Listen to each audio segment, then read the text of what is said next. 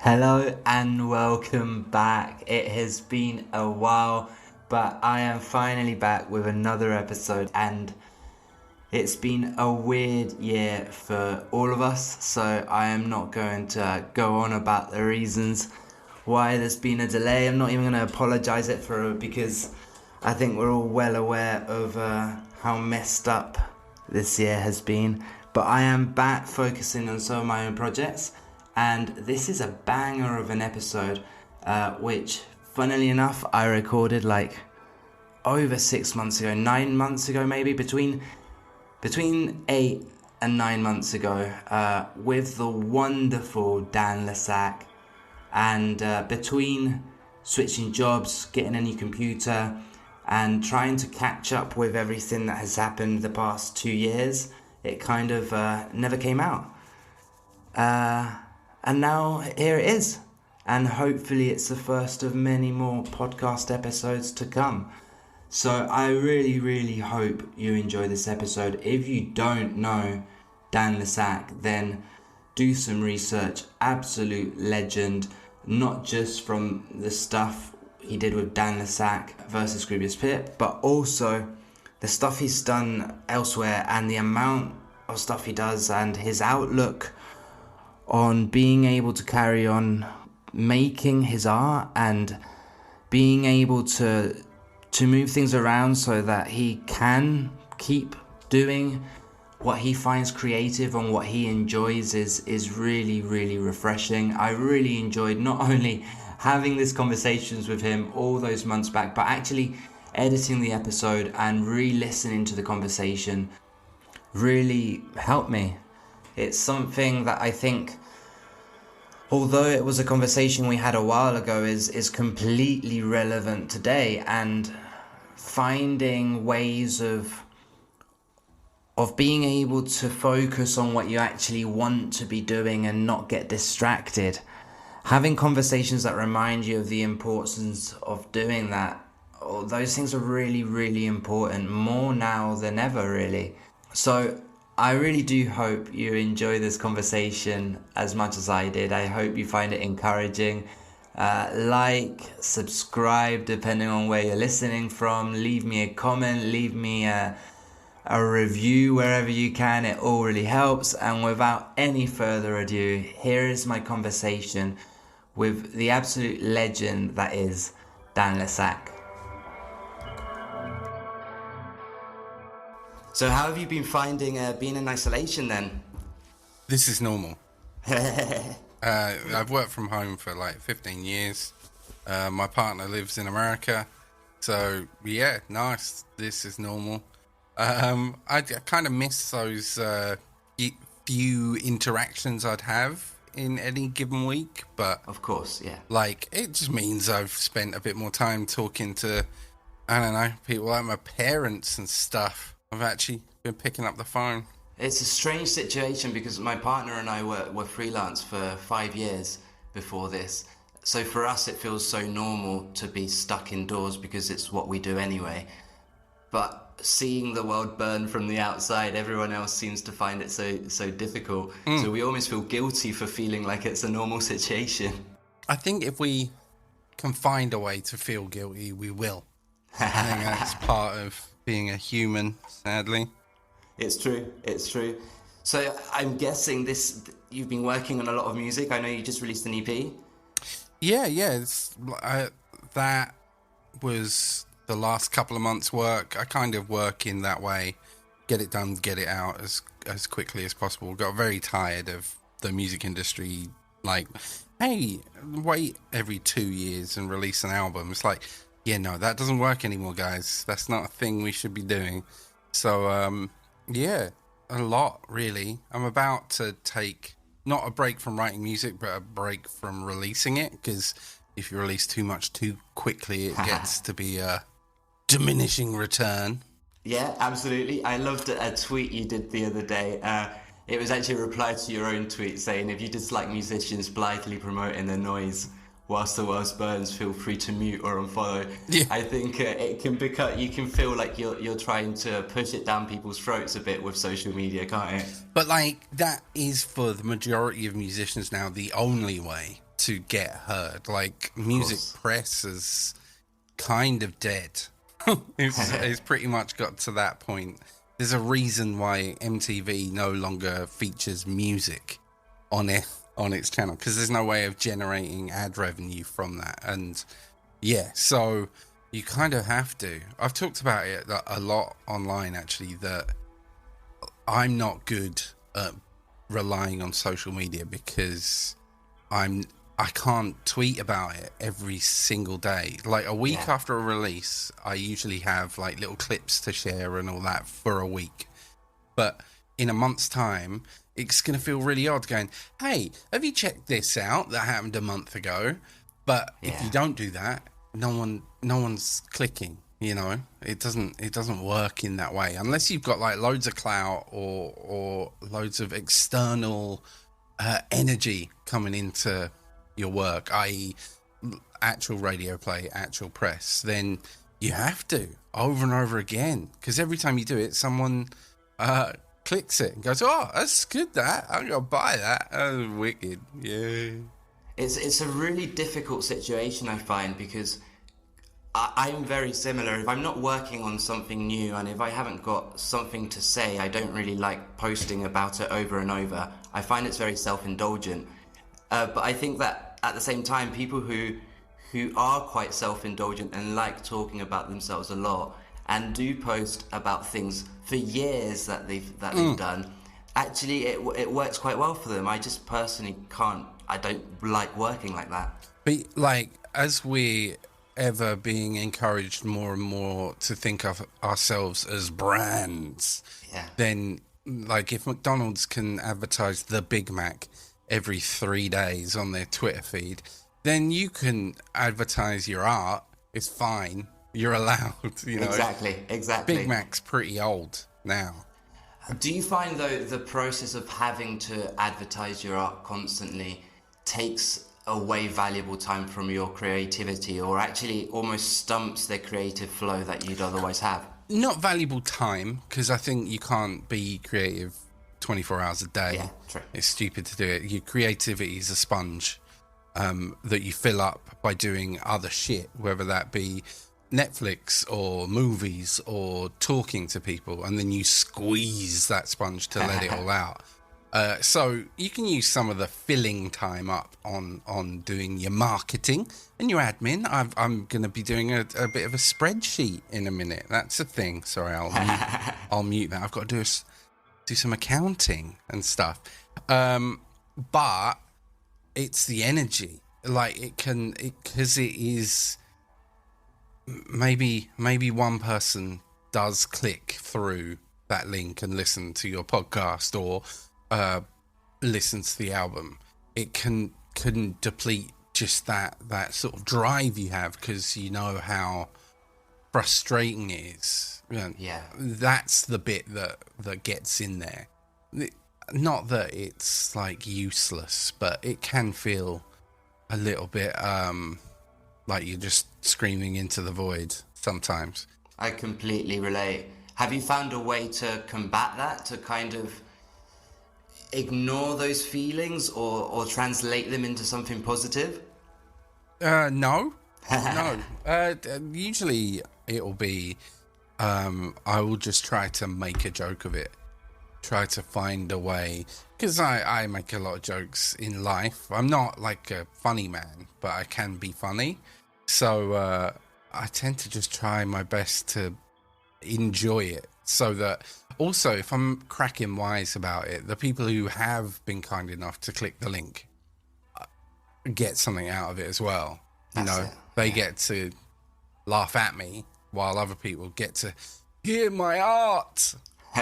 It's true, but I mean, online's a very strange one, because we're always comparing statistics, and sometimes if you translate those statistics to people in a room, it wouldn't always feel so bad. If you take all the tweets you put out in a week and you translate it into one gig, you'd actually be like, oh, that's quite a lot of people in one room. But because we're looking at individual tweets and analysing those statistics, it can seem like it's not really worth our time. Well, you do have the option of not looking at the statistics. I've been running the Falling Forward podcast now for more than a year, I don't know how many people have downloaded it. That's great. I've never hit the Insights tab in Acast. I think Pip knows, because Pip, it's on a network of strings, so I think he knows how many it's got, and he didn't say, yeah, Dan, just quit, mate. So it must be all right. But yeah, if I start thinking about the numbers, then I might not do it. If I found out only 10 people were listening, I might not have that energy to spend 2 hours sitting down talking to someone and 5 hours researching that and another 3 hours editing it all, you know? I completely get you. But at the same time, I mean, podcasts are an interesting one because you've had some amazing conversations on the podcast that I'm sure, regardless of statistics, have their own intrinsic value. Well, that was the point of the podcast. It was nothing to do with, air quotes, creating content or anything like that. It was for me to get out of this little isolated bubble that I live in, you know. Like that's the funny thing, like we're all in isolation at the moment, and I was aware of my own isolation a year ago. You know, the reason I started a Twitch stream like 4 years before that was, again, trying to just get out of this process of not talking to another human in the course of a day. Part of that's by choice, though. Like, I don't like other humans. They're usually dickheads.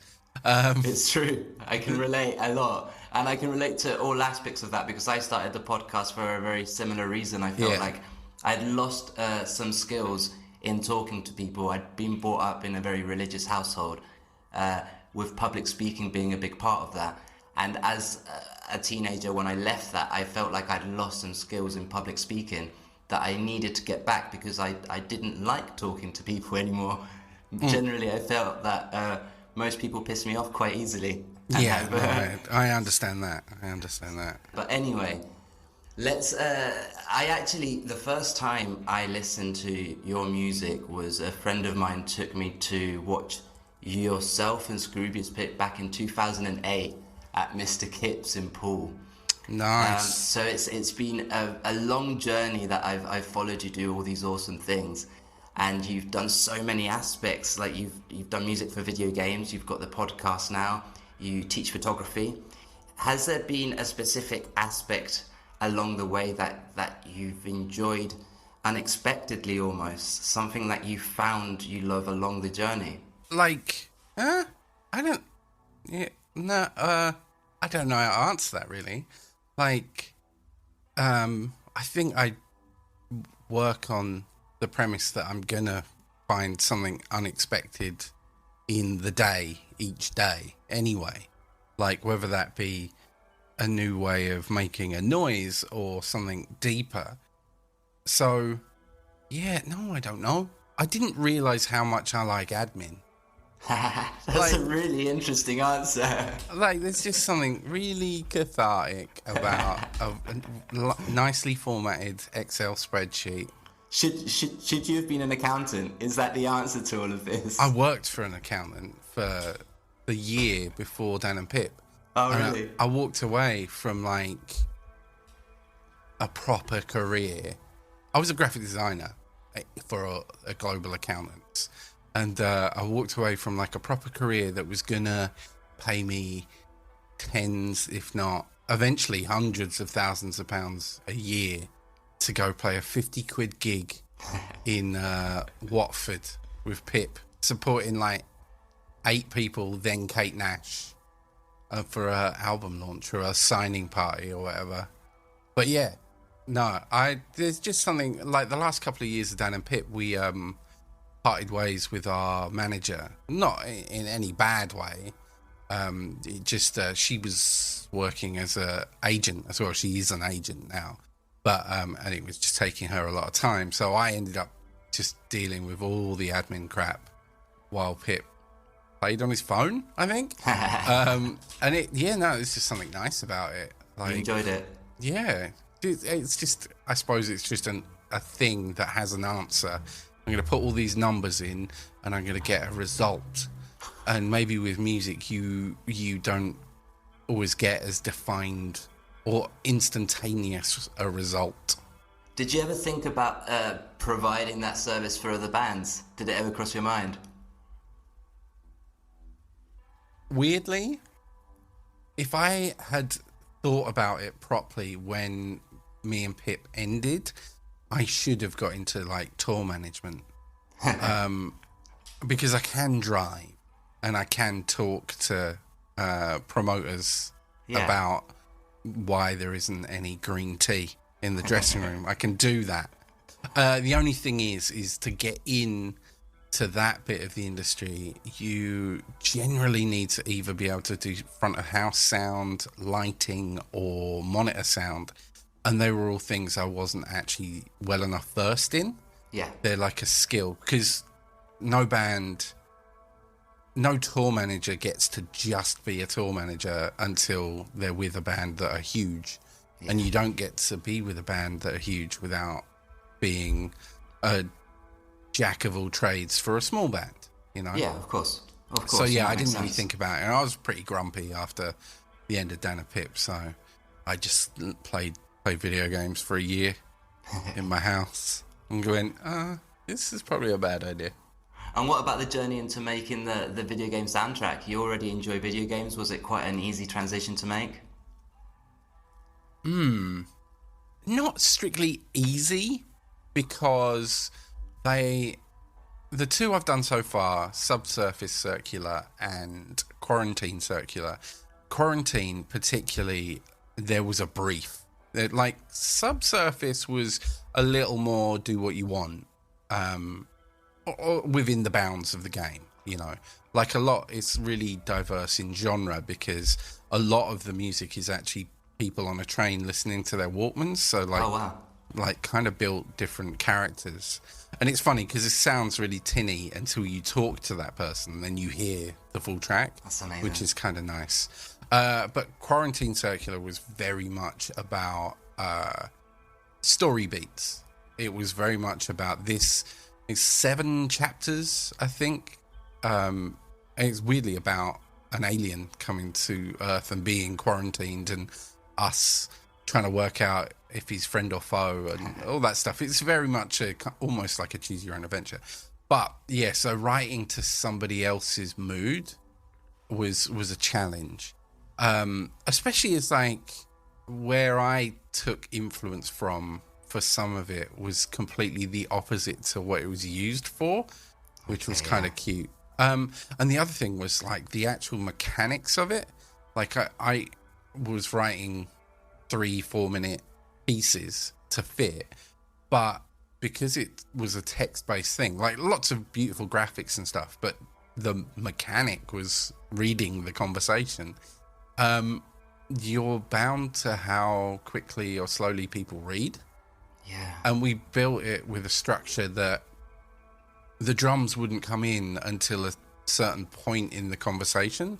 So we had to kind of build these loops that could be then switched out for a different loop without it going out of time or out of key. It was kind of, learning that side of things. And again, there's like a bunch of skills that go with game soundtracks and just game audio in general that I don't have yet. Like the special effects side of thing is a whole other skill altogether. But it's super interesting. And was that your first time working to a brief, making music to a brief? Kinda. Yeah, I'd done a few bits. Like I'd been commissioned here and there to do some stuff for like adverts and things, but 9 times out of 10, when I was with doing the Dan and Pip stuff, I was fully aware that I didn't really want to do advert stuff. Yeah. But at the same time that I should really not burn these bridges because I might need them one day. Of course, that's just, you need to be business savvy with these things. Yeah, so, and usually when someone comes to you offering you an advert, but a commission to do something for an advert, there's usually what they call a studio fee, which essentially is make the demo for however much, a few £100 or whatever. So I'd always aim just to get the studio fee rather than trying to get the full advert. Yeah. You know? So But yeah, there's challenges to it. But I don't like commissions, but I will do them because without them, I don't get to make art, you know? Like, it's a silly thing, but a commissioned piece that someone like the average person might never hear will generate me more rent than my actual music. Of course, yeah, no, I completely get that. Is there any part of you that would ever want to just focus on the music that makes money, and or do you feel that your creative output is what fuels the rest of it, kind of thing? Well, the aim of the game is to find a way of the art being the thing that makes the money. Yeah. So, like, where I am at musically now is a lot more soundtracky, is a lot more atmospheric and all that. So if I can find people who want that, then I'm down, you know? Of course, yeah. Of course. It's a really interesting transition to make, what you've mentioned from the end of Pip to the twitching, which I'd love to talk to, because I love I know that you stepped down how much you were doing Twitch, but it's a really interesting period. But it's an interesting transition getting back to releasing your own music and finding that creative balance, I guess. Did you struggle to have your own sound? Was there any part of you that wanted to completely separate it from the sound you'd used with Pip? That's been the process of the last. So the last time we wrote and recorded together was 2017, and it's taken me till the end of 2019 to really feel like I made a record that there's no. I can't say no resemblance, because there's certain things I'm always going to do in music. There's certain intervals between notes that are always going to resonate with my ears. Yeah. But yeah, it's the first time I filled the hole left by Pip. I did an album called 63 Days, which took 63 days in 2018, and that was almost there. But there were still definitely moments on that where I felt like if it had that top line as such, it would have been better. Whereas, yeah, with the 3 EPs, there's no room. I've filled all the space that I needed to fill. And do you think that filling of space is down to the instruments you're using or the synths you're using, or more down to your headspace? Like, that's hard to say. I think it's both. I think because a big part of what I'm doing is a different.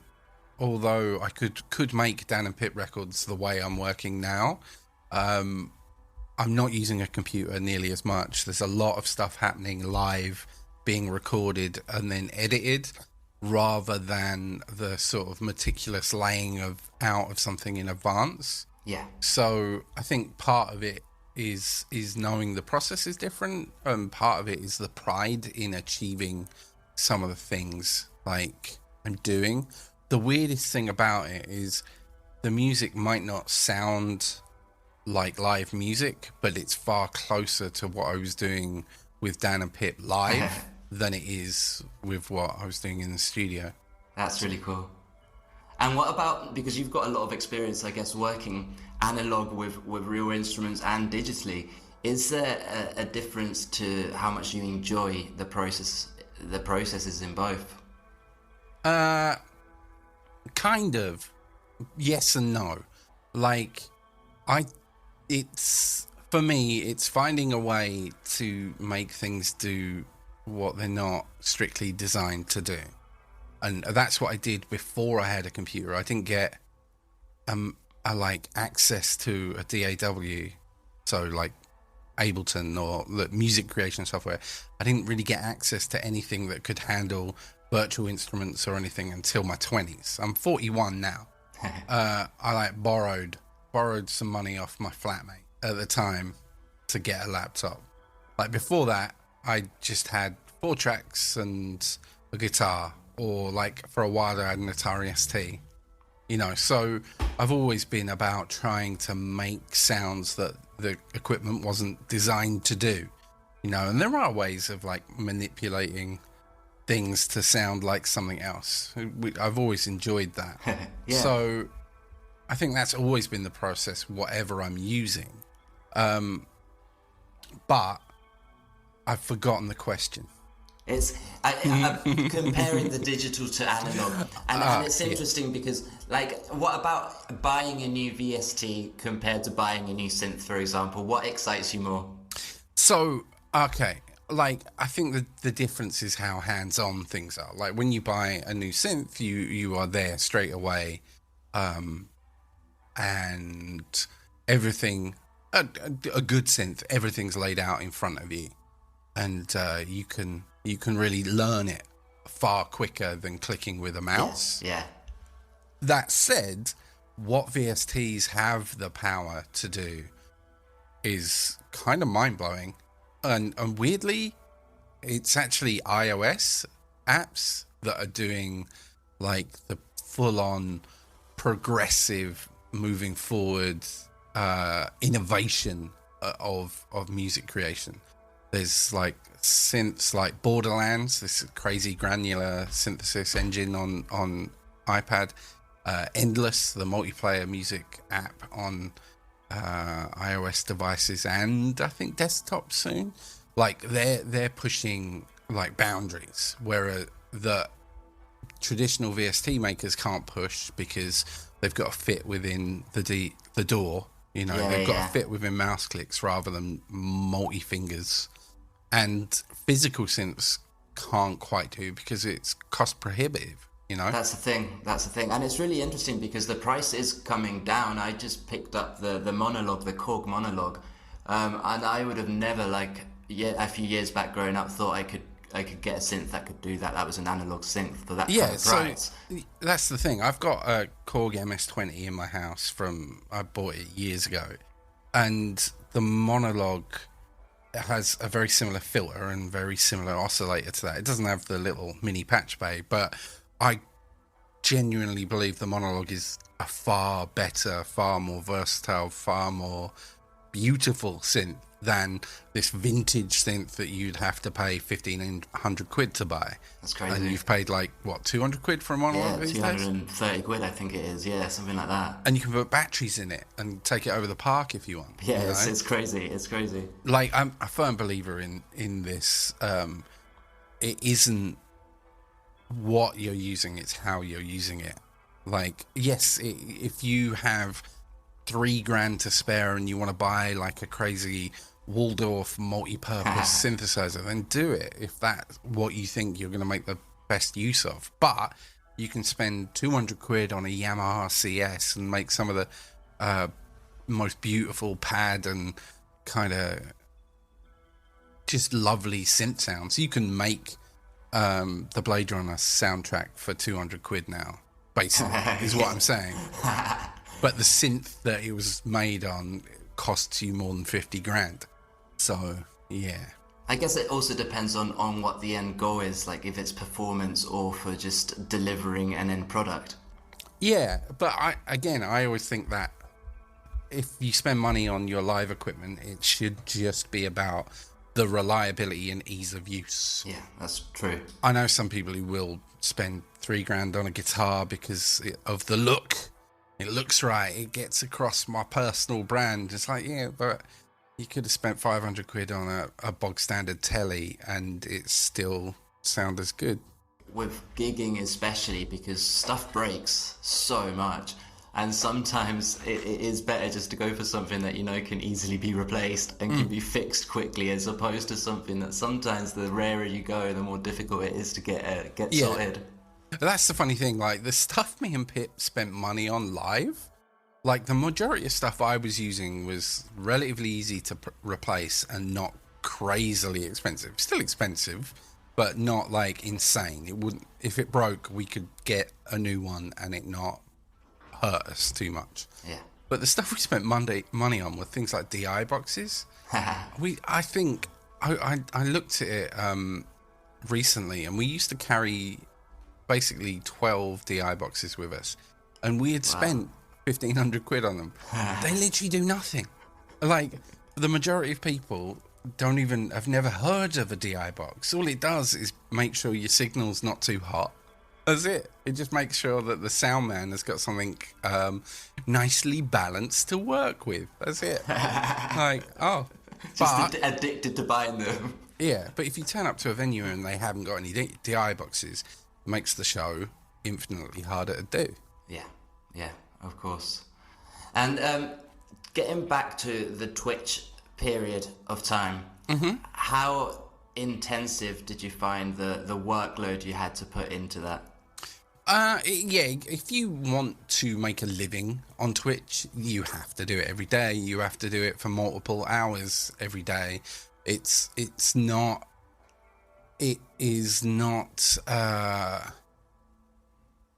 Twitch and the Twitch community. This isn't an event for them.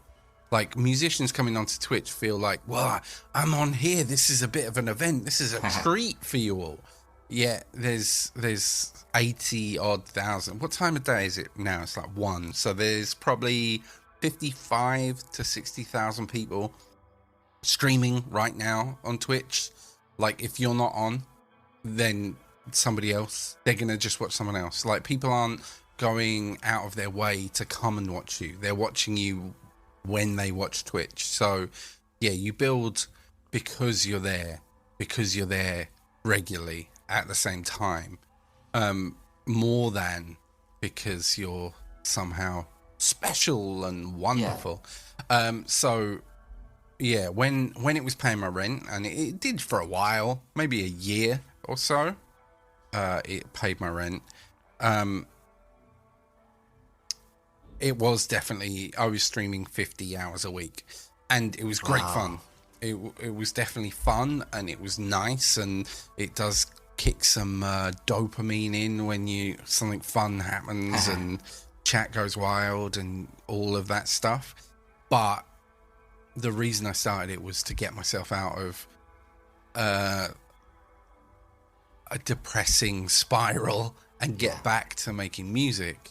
And yeah, it was then stopping me making music because I was spending so much damn time doing it. Because the other thing about Twitch, if you want to grow, one of the best ways to grow on Twitch is just to be funny when you're offline.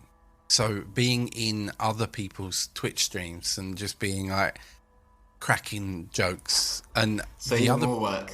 Yeah, so like Twitch streamers who do really well are the ones who spend an additional 4 hours networking. Not networking in like the traditional sense, but just being there, being present. And people are like, oh, I've heard of you. I'm going to hit the follow button. Oh, you were that guy who said that funny thing. I'm going to watch you. And it happens that way. And Twitch has built itself around that with raiding and hosts and a lot of mechanics that are official mechanics in the website now, but are things that sprang up from when it was just in TV. Yeah. Like a raid, if you don't know, is when you finish your stream, you get your entire, everyone who's watching you to all pile in on somebody else's stream. Oh wow, okay. So you all so come that's what across. You want to be happening basically constantly. Yeah, so you raid them, and then hopefully they raid you back another time, and everyone benefits. It's very much it should be a rising tide raises all boats kind of website. It's changed a lot now. It's had to evolve, and being bought out by Amazon means that there's a lot more pressure on Twitch to make money, which is never a good thing. Like if all you can think about is how you're going to earn $1, it means that you're only trying to think of things that earn $1, and often success in life comes from accidentally earning $1 while you're doing something you enjoy. It's true. How do you think, or do you ever think about how social media has changed from the Pip days, we're talking MySpace, to now with things like Twitch, TikTok, all those kind of things. Do you think the workload for people has intensified? Do you think the need to be constantly seen has intensified? That I don't think it's intensified. I think that things have died and been replaced by other things. Like the Dan and Pip era, you were a big part of it with forums. You would be like, although forums aren't really a thing anymore, you've still got Reddit and that is all about being present in a community. But like TikTok might seem new, but it's just fine, you know. That's true. And literally, when Musical.ly was launched, which is what TikTok is, it's just rebranded Musical.ly. It was pitched as a replacement to Vine, so it is literally Vine. So I don't think that we're in a place where you've got more places you have to be. I just think we're in a place where you have to be more thoughtful about how you treat each place. Like, Facebook is awful. It's just an awful website, badly laid out, and it's not worth your time unless you're a brand willing to put money into it. Yeah. But because of that, the way people talk on there is different. Like, you have to understand that the way people engage on there is like kids in the schoolyard. Even your gran is dunking on people on Facebook, you know. So you have to go in there knowing that people are going to say shitty things for the dumbest reasons, but also that this isn't worth your time. Just put the basics of your energy in there and see if you can create or iterate somewhere else, you know. Like, if you're a musician, Facebook's not a good place for you, but Instagram's fucking great. Yeah. Like, being able to, if you can find a way of making cool little video clips to show your work, to show your workings, to show things developing, people engage with that. People are interested. You know? It's interesting. Do you think that it's difficult to stand out on any of these social medias because of the vast quantity that there is on there? I think that's true of life, though. Yeah. I think it's just it's very difficult to stand out, especially as the ways in which we stand out very rarely are the person we are. Sean Adams, the founder of Drowned in Sound, just a couple of days ago wrote a blog on the Music Union about how bands are using social media and how you should approach it and stuff. And it's all about finding your audience, like knowing your audience and finding your tone and all these things. And it's great. Everything he says in that article is 100% correct. I have to give it a read. But I hate it. Oh, really? Yeah, because a lot of the ways to succeed using social media is about painting a picture rather than being who you are. Genuine, you know, which is the same with music. Like, if you want to succeed on Spotify, don't make your music, make music that fits with the Spotify algorithm. That's it. You know? Yeah, it can be a little frustrating. I also do believe that social media gives far more opportunities than you could ever expect. The amount of things that, even with the Dan and Pip stuff, that have happened because of a Twitter conversation, you know, are huge. Like, well, we got signed in America because of a MySpace post, you know. Do you think there's an element of it's almost raised the opportunities you can find but diminished the value of music, the actual money value of music? Yeah, like, music's no longer the product. Music is no longer the product of the music industry, and until either the music industry is burnt to the ground and we rebuild it around music as the product, or we realize that, we're going to get nowhere. Like, music isn't the product. The story you tell is the product for press, and basically the actual product is getting people to subscribe to Spotify, sadly. Yeah. You know, so yeah, it is very different. But that is human nature as well. Like we are very much. Why do we like celebrity news? Why do we like all that stuff? It's nothing to do with the music or the movies they're in. It's about wanting to feel connected with people. Of course. And it's Like- interesting. I'd even say that the change towards storytelling being what sold music started before social media, with like the artists we were using for record sleeves and things like that, selling records just by how they looked as opposed to the music that was within them.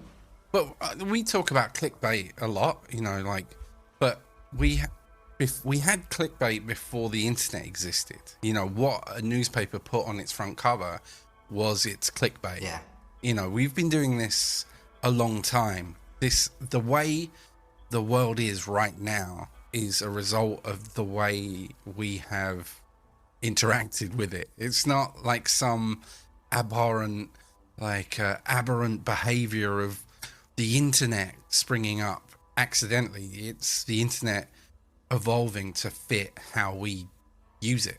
So yeah, this is why I'm very, I don't want to say negative, but when I see people talking about how we're gonna fix the music industry, I can't really engage with it, because the reason it's broken is because of us. It's because of us, the users, the listeners, the audience and creators. It's broken because we wanted it to be, even though we didn't realize that. So how do we fix it? Because you got to convince a hell of a lot of people. You want Spotify to change how they pay artists? You need to convince every artist to stop putting their music on Spotify. Ain't gonna happen. You're gonna need to convince people who have been told that all the music in the world is worth $9.99 a month, that's incorrect. That's not gonna happen. It's true. Considering the finance aspect of music, which we've talked about, what is it that then fuels you to revolve your life around creating music? I like it. That's a great answer. It's a great answer. It's the only thing I'm good at. It's the only thing I know that I'm going to enjoy, even when I'm frustrated with my inability to get my hands to do what I want them to do. It's good. I genuinely enjoy making it. It's a direct reflection of my emotions, which as a man, you're not meant to show your emotions, so it helps them on that psychological level.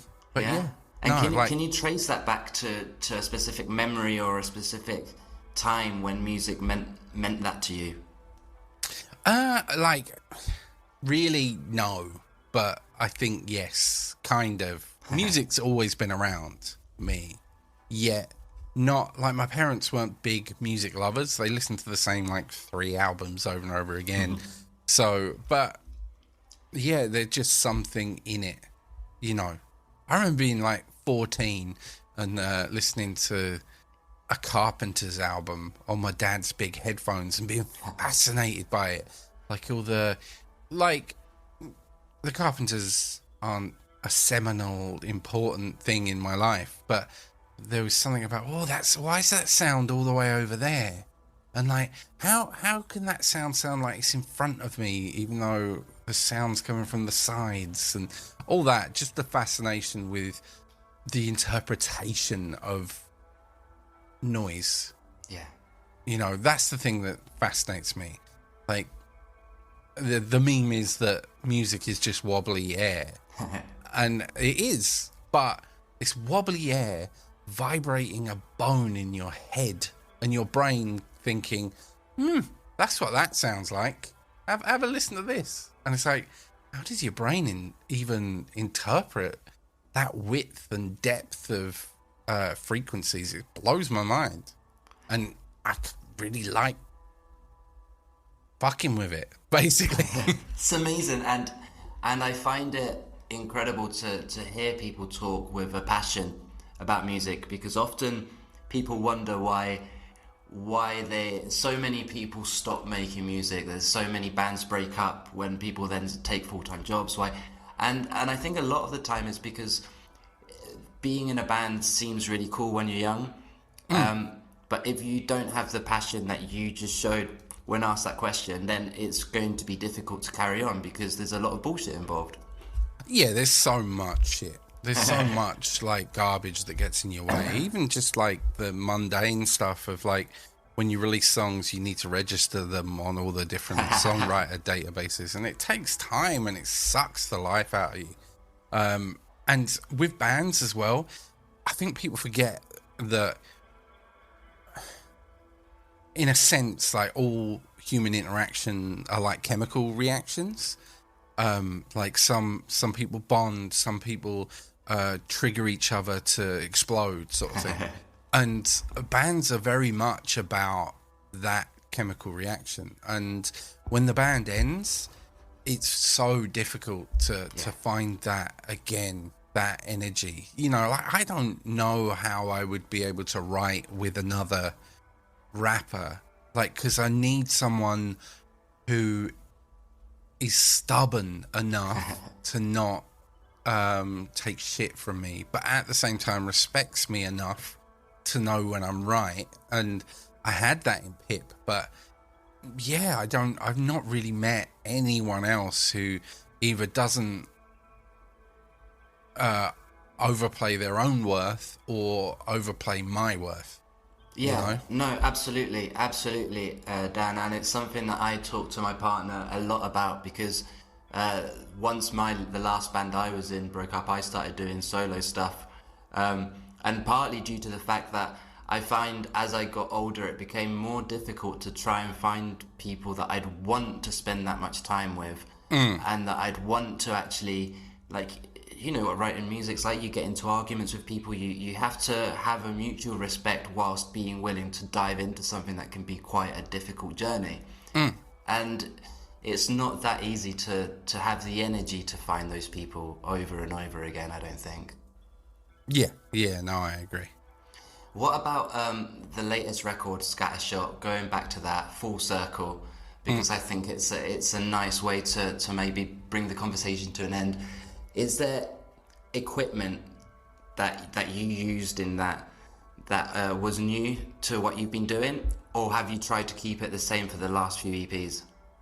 Like the last, I would say there's new things in the last 3 EPs. I'm using a hell of a lot more tape, like cassette tape, 4 tracks. I can see literal pile of 4 tracks in the corner of the room right now. I'm using a lot more guitar pedals to build sounds because they're so instant rather than the thing with a VST. Oh, I need a distortion. Oh, look, I've got 800 different VST distortions, and each of those have 800 different presets. You know, so like there's a lot of that more instantaneous grabbing of things. The only real thing that was new was I've got a synth called a Lyra 8, which is a Russian, they call it an organismic synthesizer. Okay. But yeah, it's a very, very Russian synthesizer. it works on, it's got little metal plates that, like, you have to basically be the circuit closing device with your fingers. And, but then all the notes you play are used. How would I describe this? Music harmonizes by slotting together, and it's almost like you're doubling. Okay. Whereas this is like taking 2 frequencies and then making them multiply each other. So it's creates very uncomfortable soundscapes and feedbacky, very aggressive synthesizer. You can use it for gentle things, but use that a fair amount. There's a VST, not a VST, there's an iOS app called Mononoke. Mononoke. MONONOKE. Which is almost the same as this Lyra 8, but actually a little prettier. But yes, I think it's like a $5 on iOS, and it's an amazing little drone machine. I think it's really cool that you've mentioned a few times now how affordable some of the equipment that you've used at times is. Is there something you'd recommend if people want to get into making the kind of music you make, that you'd say, right, you can start with this and it's really affordable and easy to get into? That's a big question, because although it's all affordable, I've got a lot of stuff. Of course. My real honest answer is that you already have it. Like, most people have a tablet. Like, especially if you haven't really made electronic music before, just get on some of the iOS audio forums and look at the vastness of synthesizers and all that people are making in the virtual tablet realm, because they're so cheap and they're so powerful. And like, what always scares me with electronic music is people sit down and, I'm gonna do this, so I need a $2,000 Mac, and I need to buy Ableton, and I need these VSTs, or I need Massive X, and I need this, and before they know it, they've spent $5,000 before they've even written a note. And Absolutely. if you've got, it's not cheap on iPad, but if you've got 40 quid, there's Korg, the synth manufacturers, have a thing called Korg Gadget, and you know what? You could record a full band in that. It's like GarageBand, but better. Like, you can make multiple tracks. You got loads of virtual synths in there. You've got all the Korg classic synths in there, and yeah, it's a fully featured studio for 40 quid. You can even get it on Nintendo Switch. What? That's awesome. That's so cool.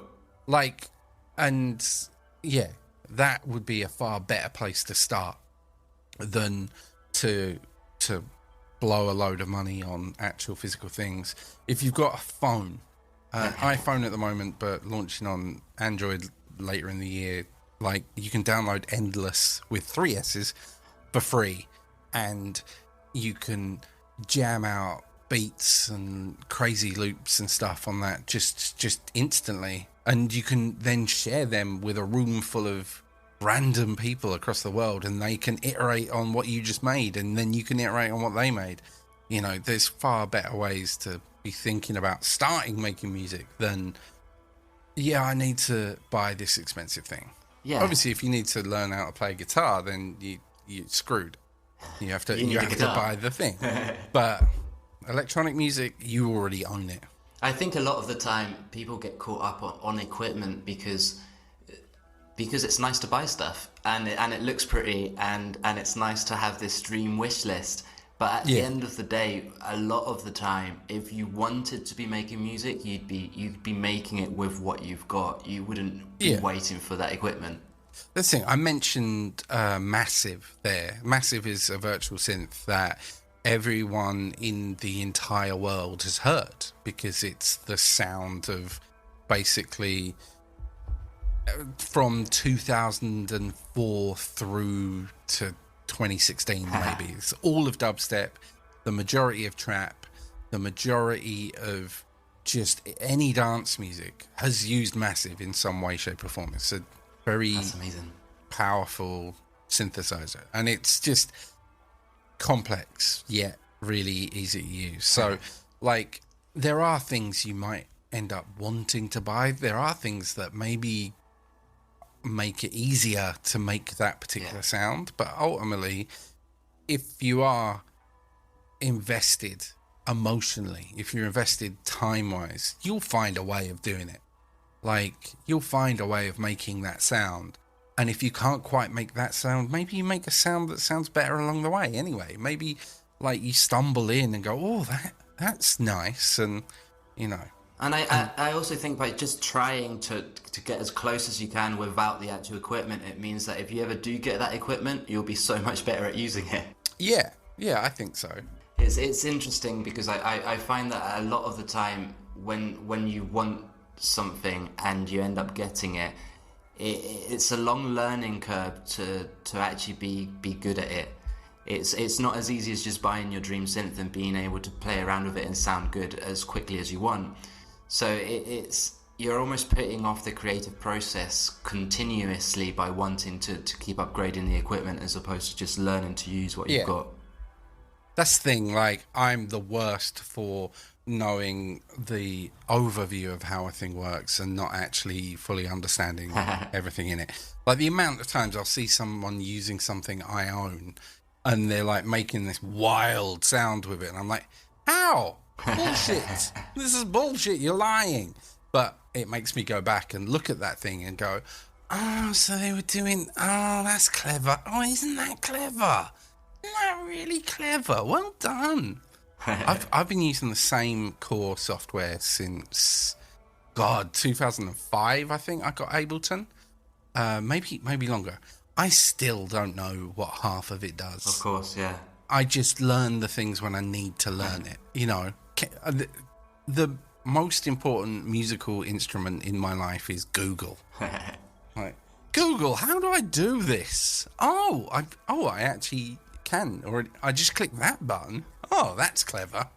Do you purposefully try and get out of, like, creative comfort almost of using the same settings? Do you try and push yourself to try new things each time? I think you know what works. I think, like, there are things that you're always going to do because they're always going to sound nice to you. I am always going to put too much delay on certain things, and delay as in the effects, not delay as in latency. I'm always going to do. There's certain sounds I like. There's certain ways of tuning synthesizers. Well, just not tuning them usually. That I like. So there are always going to be those things, but it does definitely, like, there's a book. Hang on, what's it called? It's by Dennis DeSantis. I can see it. Hang on, I'm going to move away from the mic a second. 74 Creative Strategies for Electronic Musicians. It's a hardback book sold by Ableton, written by Dennis DeSantis. Oh, cool. Currently available as a free download on the Ableton website. See, I don't work for Ableton, but you should. Yeah, they're giving it away for free at the moment because of quarantine and helping people be creative and stuff.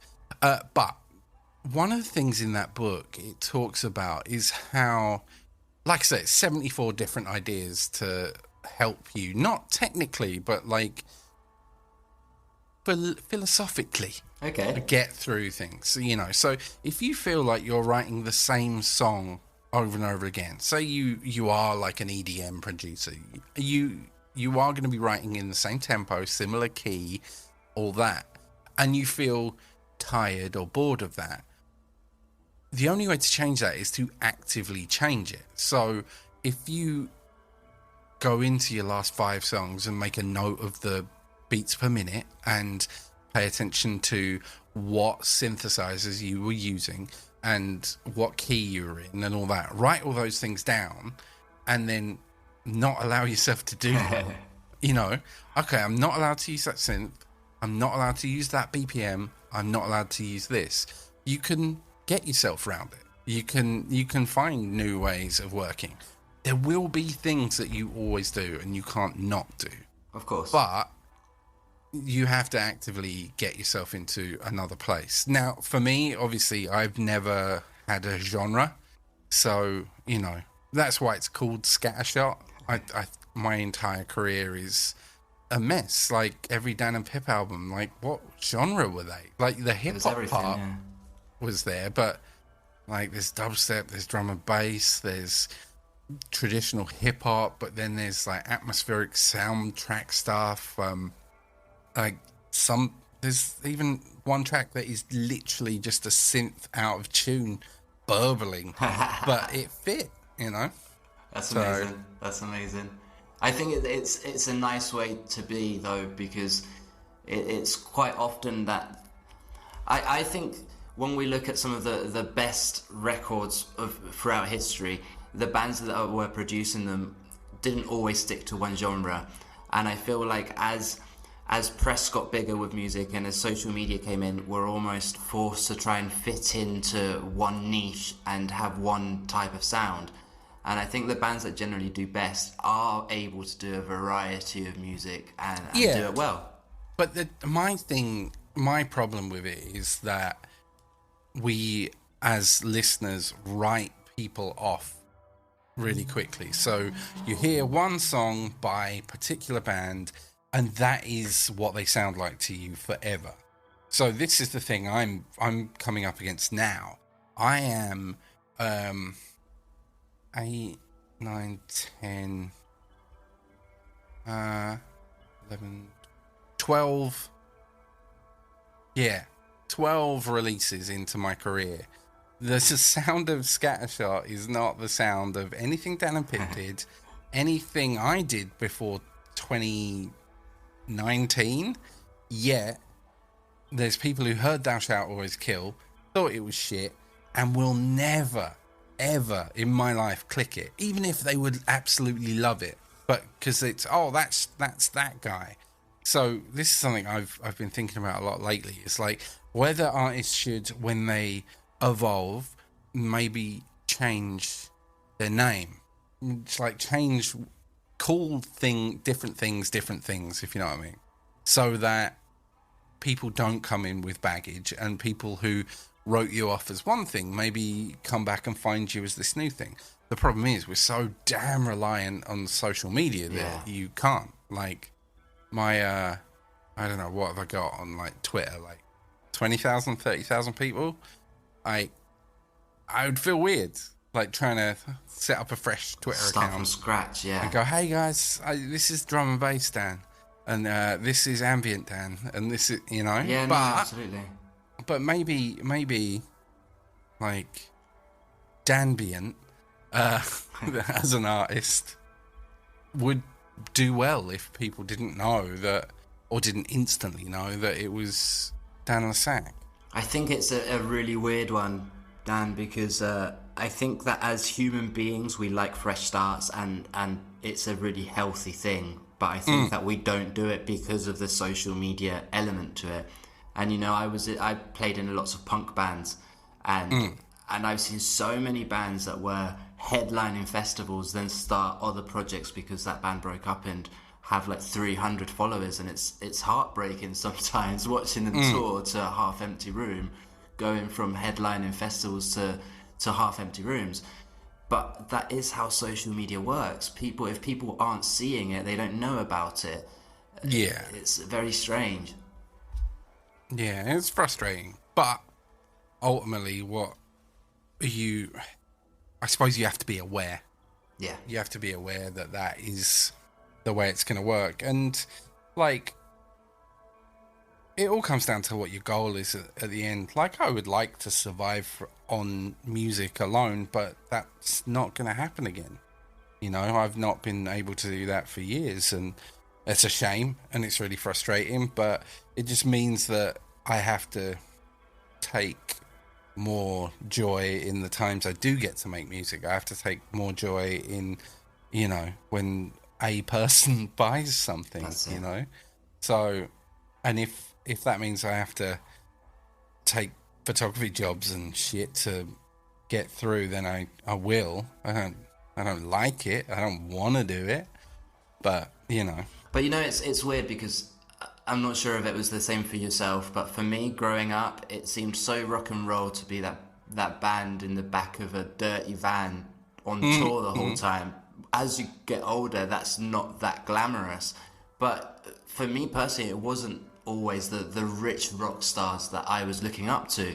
It was the cool rock lifestyle that actually, when you evaluate it, isn't always either healthy or good for you, or does well financially.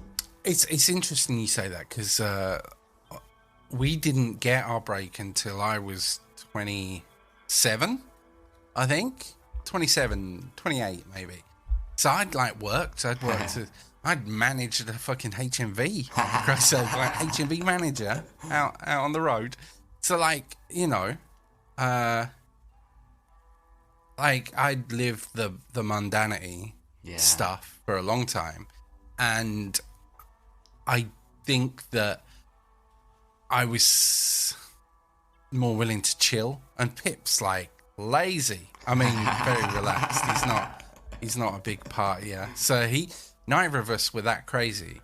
The weird thing is that we always ended up with people around us who were like living large. Like, we had a sound man for a number of years who was just like, dude, what are you doing? Calm the fuck down.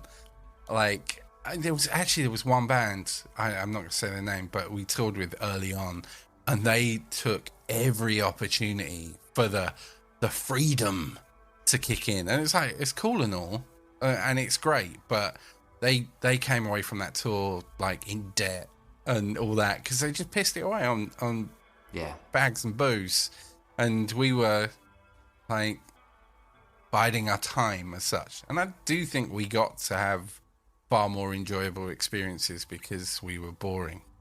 Like, I can understand that 100%, because it wrecks you, like, physically as well, partying that hard, and then the actual stage time, because it's exhausting. That's funny, yeah, because I only really drank on stage. I would come off some nights and it was like, how have I drunk so much? Because you're like hot and sweating, and the booze doesn't hit you until you come off stage, and you're like, I'm hammered. Yeah. I found this towards the end of my career. I found this cherry bourbon. Okay. With like Pepsi, and it was just like cherry Coke, but alcoholic, and banging. And I'd get through far too much of that. Yeah. The dumb thing is, I've still got booze in the cupboard from touring, because we drank so little, but it would always appear on the rider. And like, every time I get a chance to give someone a bottle of booze, I do. Yeah, I must have like 5 or 6 bottles of rum. That's so funny. You know. The weird thing, actually, weirder than that, I realised that I've got a couple of bottles of original recipe Sailor Jerry's. Oh, no way.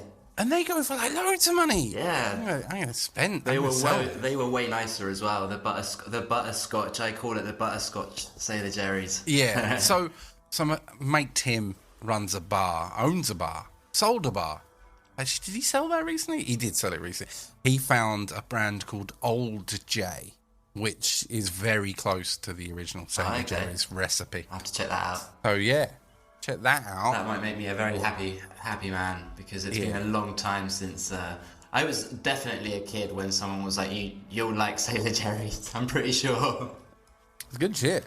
It was. I haven't drunk in a year, I don't think. I can't remember the last time I had a drink. Maybe I had some sake a little while ago, but yeah, I don't really drink outside of restaurants. That's a good way to do it. It's a good way to do it. Food and alcohol can be nice. Yeah, like a beer with your curry, some sake with your sushi. Dan, I have had such a great chat. Thank you so much for giving me your time. No worries. Anything you would like to leave our listeners with? Any links, any websites that you want them to check out? Well, the music's on danlesac.bandcamp.com. The podcast is just Falling Forward with Dan Le Sac in your favourite pod catcher. And yeah, come watch me be grumpy on Twitter at Dan Le Sac. I will leave all the links in the description as well, so people can get to it easily. And thank you so much, Stan. No worries, man. No worries. So there you have it, the conversation with Dan Le Sac. What an absolute privilege. And it really was getting to chat to someone who I remember going to watch when I was younger, and the show absolutely blowing my mind, changing my whole concept of the music that I could create, and the music I liked as well, and cross genres that I wasn't even aware were a thing. And yeah, just getting to chat to him, and the fact that he's been such a big part of my life from then on, which sounds weird to say, but I think when you find musicians who you're always anticipating what they're going to release next, and you're always looking forward to it and eager to hear it, it kind of becomes a big part of the soundtrack to your life, quite literally. And that has definitely been the case with a lot of what Dan Le Sac has released. So yeah, I hope you enjoyed that. If you did, go check out a load of the other episodes on the podcast. Some of my personal favourites, talking to Gabe from Braille, talking to Carlos Lastra, the skater, the conversation I had with Jack Hutchcraft from Waco, who's also an amazing writer. That was amazing. The episode I did on neurodevelopment with Nikki McGlynn, was really, really interested as well. I super enjoyed that. What else? I talked to Pete Wright, the drummer for Ducking Punches, and we talked about meditation, yoga, punk rock. That was amazing. So yeah, as I said at the start, now I am back to focusing on some personal projects. Really excited to have some conversations with people that I've been looking forward to chatting to. If you've got anyone you think I should chat to, anyone you'd like to see on the podcast that you'd like me to at least try and reach out to, get in touch. And if you don't have someone to recommend and you'd just like to get in touch anyway, that would be awesome too. I would love to hear from you, and I will catch you soon.